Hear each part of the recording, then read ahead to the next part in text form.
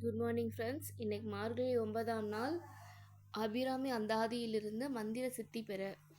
சென்னியது உன் பொன் திருவடி தாமரை, சிந்தையுள்ளே மன்னியது உன் திருமந்திரம்.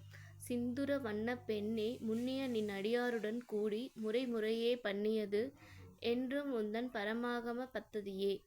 விளக்கம்.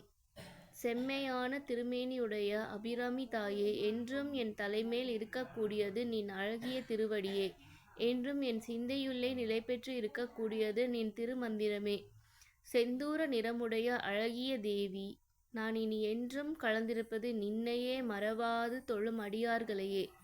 நான் தினம்தோறும் பாராயணம் செய்வது உன்னுடைய மேலான ஆகம நெறியையே. நன்றி, வணக்கம். Thank you friends.